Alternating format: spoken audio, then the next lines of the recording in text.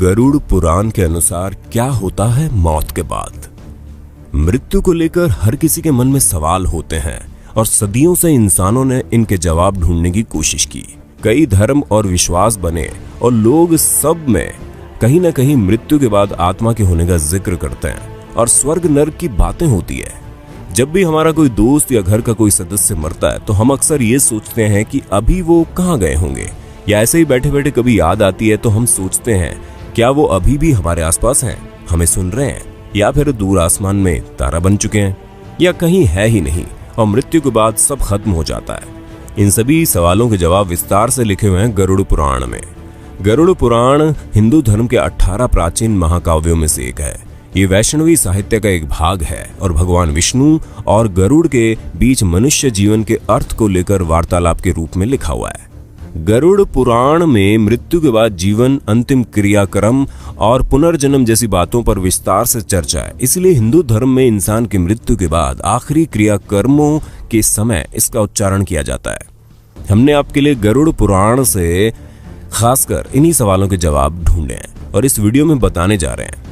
आप इसे ठीक से समझने के लिए अंत तक जरूर देखिए और सब्सक्राइब करना ना भूलें, क्योंकि हम ऐसे जीवन से जुड़े रहस्यों पर वीडियोस बनाते रहते हैं। तो चलिए फिर शुरू करते हैं। मृत्यु के बाद क्या होता है। मृत्यु के ठीक पहले, मृत्यु के दौरान और मृत्यु के बाद क्या होता है, ये गरुड़ पुराण में अच्छे से समझाया गया है। जब एकदम से कोई इंसान की मृत्यु होती है तो हमारा रिश्ता एकदम से टूट जाता है और अक्सर ये कामना करते हैं कि क्या उनसे फिर कभी मिलना होगा या बात हो पाएगी। असल में मृत्यु एक बहुत ही इंटरेस्टिंग प्रक्रिया है और कुछ भागों में ये पूरी होती है, जो कि इस प्रकार है। नंबर 1, अर्थ सोल चक्रों से डिस्कनेक्शन। मौत से लगभग 4-5 घंटे पहले इंसान के पैरों के नीचे स्थित अर्थ सोल चक्र अलग हो जाते हैं, जिसका मतलब है धरती की सतह से संबंध टूट जाता है। इंसान की मृत्यु से कुछ घंटे पहले उसके पैर ठंडे पड़ जाते हैं। जब मृत्यु का सही समय आता है तो कहा जाता है कि मृत्यु देवता यम आते हैं और आपकी आत्मा को लेकर चले जाते हैं। नंबर 2, एस्ट्रल कोड टूट जाता है। जब मृत्यु होती है तो एस्ट्रल कोड टूट जाता है, जो कि एक तरह से शरीर और आत्मा के बीच का कनेक्शन है। इस कोड के कटने से आत्मा शरीर से मुक्त हो जाती है और शरीर से बाहर और ऊपर निकल जाती है। अगर इतने लंबे समय तक शरीर में बने रहने की वजह से आत्मा को उसे छोड़ने में मुश्किल आती है तो वो छोड़ने से मना करती है। वो शरीर से निकलकर वापस घुस जाती है और इधर उधर गति करती है। हमें ये मरने के बाद चेहरे, हाथ या पैरों के मामूली हिलने से पता चलता है।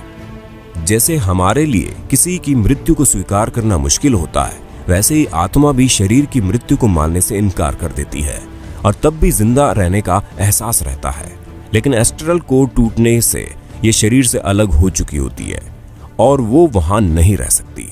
उसे शरीर से निकलकर ऊपर की तरफ जाना ही होता है, क्योंकि कोई चुंबकीय बल होता है जो उसे ऊपर की तरफ खींचता है। नंबर 3, भौतिक शरीर का अंत। इस चरण में आत्मा को उस कमरे में मौजूद लोगों के विचार एक शोर की तरह सुनाई देते हैं, वो चाहे उसके घर वाले हों या कोई भी। आत्मा उन सब से बात करने की कोशिश करती है और चिल्ला चिल्ला कर कहती है कि मैं भी मरा नहीं हूं, लेकिन उसे कोई नहीं सुन सकता।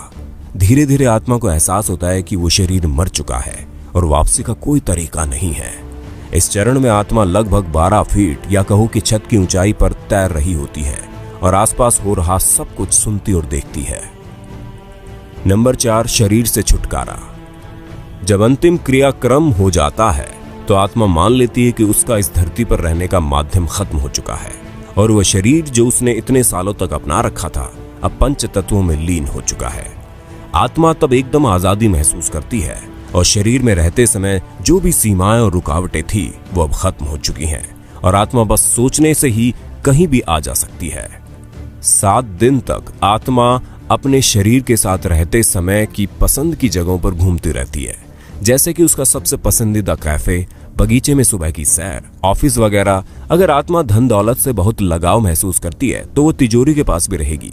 अगर बच्चों से बहुत लगाव हो तो बच्चों के पास रहेगी और उन्हें प्यार करेगी। 7 दिन बाद आत्मा अपने परिवार और धरती को अलविदा कहती है, इस धरती से दूर होने लगती है और दूसरी दुनिया में प्रवेश करती है। नंबर 5, सुरंग। कहते हैं कि एक बड़ी सी सुरंग होती है जो आत्मा को एस्ट्रल प्लेन तक पहुंचने से पहले पार करनी होती है और इसलिए कहा जाता है कि मृत्यु के बाद के 12 दिन बहुत महत्वपूर्ण होते हैं। हमें सारे अंतिम संस्कार और रीति रिवाज ठीक से करने होते हैं और प्रार्थना करनी होती है। हमें आत्मा से क्षमा याचना मांगनी पड़ती है ताकि वो अपने साथ कोई भी नकारात्मक भाव जैसे कि दुख, क्रोध या नफरत अपने साथ न ले जाए। कम से कम उसके परिवार और नजदीकी रिश्तेदारों को यही करना चाहिए। ये सारे रीति रिवाज, प्रार्थनाएं, सकारात्मक ऊर्जा आत्मा के लिए भोजन का काम करती है और उसे आगे की यात्रा में मदद करती है। उस सुरंग के अंत में बहुत तेज रोशनी होती है जो ये दर्शाती है कि वो एस्ट्रल वर्ल्ड में प्रवेश कर रही है। लेकिन अगर उसके घर वाले रीति रिवाज और प्रार्थना नहीं करते तो आत्मा सुरंग को पार नहीं कर पाती और फिर यही धरती पर फंस जाती है। वो ना तो एस्ट्रल प्लेन तक पहुंच पाती है और ना ही धरती पर कोई शरीर में होती है, इसलिए धरती पर ही भटकती रहती है। इसलिए किसी की मृत्यु के बाद भी उसके परिवार को अपनी जिम्मेदारी अच्छे से निभानी चाहिए और उसकी आत्मा को अंतिम यात्रा में मदद करनी चाहिए। नंबर 6, पूर्वजों से मिलाप। मृत्यु के बाद 11वें और 12वें दिन हिंदू सभ्यता में लोग होम, प्रार्थनाएं और रीति रिवाज करवाते हैं, जिससे आत्मा अपने पूर्वजों, नजदीकी दोस्तों, रिश्तेदारों और मार्गदर्शकों से मिलती है। पहले से मृत पूर्वज उसका ऊपरी दुनिया में स्वागत करते हैं और गले लगाते हैं, जैसे हम धरती पर अपने दोस्तों और परिवार को बहुत समय बाद मिलने पर लगाते हैं। उसके बाद आत्मा अपने मार्गदर्शकों के साथ धरती पर पूरी की हुई जिंदगी को महान कार्मिक बोर्ड की मदद से गहनता से परखा जाता है। यहीं पर एक दिव्य प्रकाश की उपस्थिति में पूरा जीवन देखा जाता है। नंबर 7, जीवन का सार। यहाँ पर कोई जज नहीं होता और ना ही कोई भगवान। आत्मा खुद ही अपनी जिंदगी की समीक्षा करती है, जैसे पूरी जिंदगी वो दूसरों को जज करती थी। आत्मा अपने साथ हुए बुरे के लिए क्रोधित होती है और बदला लेने की इच्छा रखती है। किसी का जो बुरा किया है उसके लिए पछताती है और उसके लिए खुद ही सजा मांगती है।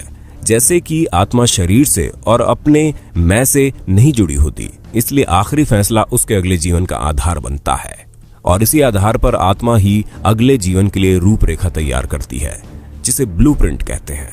हर घटना और मुसीबतें जो झेलनी होगी और हर चेतावनी जिसका सामना करना होगा इस एग्रीमेंट में लिखी जाती है। यहाँ तक कि आत्मा उम्र, व्यक्तित्व और हालात भी खुद ही चुनती है। उदाहरण के लिए किसी इंसान ने पिछले जीवन में किसी की बेरहमी से हत्या की और मरने के बाद जीवन की समीक्षा करते हुए उसे बहुत पछतावा हुआ और उसकी सजा खुद को देने के लिए आत्मा अगले जीवन में खुद की किसी बीमारी से ग्रस्त होने का दर्द देती है या अन्य कोई भी मुसीबत जिससे उसको अपने किए के लिए सजा मिले। खुद को खुद ही जज करके आत्मा ब्लूप्रिंट बनाती है। जितना ज्यादा पश्चाताप होगा, आत्मा खुद को अगले जन्म में उतनी कठिन सजा देती है। इसलिए कुछ गलत करने पर किसी को माफ करना और किसी से माफी मांगना बहुत जरूरी है और हमें अपने जीवन में इसे अपनाना चाहिए। अपने विचारों और भावों को शुद्ध रखना चाहिए क्योंकि हम उनको मृत्यु के बाद भी लेकर जाते हैं, क्योंकि वो हमारे कार्मिक बोर्ड पर छप जाते हैं।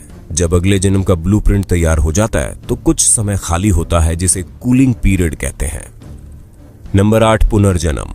एग्रीमेंट में हमने जो चुना है हम उसी हिसाब से जन्म लेते हैं। हम खुद ही अपने माता पिता चुनते हैं और माँ के गर्भ में या तो एग फॉर्मेशन के समय या चौथे 5वें महीने में प्रवेश कर जाते हैं, कभी कभी तो जन्म से एकदम पहले भी। ये ब्रह्मांड इसी तरह से डिजाइन किया गया है और हमारे जन्म के स्थान और समय से हमारी कुंडली बनती है, जो कि जिंदगी का ब्लूप्रिंट होती है।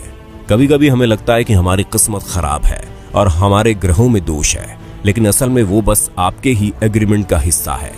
दोबारा जन्म के बाद अगर 40 दिन तक बच्चे को अपना पिछला जन्म याद रहता है और वो उसे याद करके अकेला होते हुए भी रोता है और हंसता है, उसके बाद पिछले जन्म की सारी याददाश्त चली जाती है और हम जिंदगी ऐसे जीते हैं जैसे हम पहले कभी थे ही नहीं। तो ये है जीवन और मृत्यु का सार, जैसे कि गरुड़ पुराण में लिखा है। अगली बार जब किसी दुख या समस्या के लिए भगवान या किस्मत को दोष दो तो याद रखना ये सब आपने ही चुना है और आपको ये स्वीकार करके उनका हिम्मत से सामना करना चाहिए और अगले जन्म में अच्छा हो सके उसके लिए अच्छे कर्म करें, सबसे प्यार से पेश आए। आपके घर वाले, दोस्त या हर कोई जो भी जीवन में आता है वो बस अपना किरदार निभा रहे हैं उस फिल्म में जो आपने ही लिखी है और डायरेक्ट भी की है। इसलिए हम कभी मरते नहीं हैं, ये सफर चलता रहता है और हम दोबारा मिले, इसके बीच में एक लंबा ब्रेक हो सकता है और कुछ नहीं। दोस्तों, ऐसी अन्य जानकारी के लिए चैनल को जरूर सब्सक्राइब कर ले और बेल आइकॉन जरूर दबा देना। फिर मिलते हैं नई वीडियो में। धन्यवाद।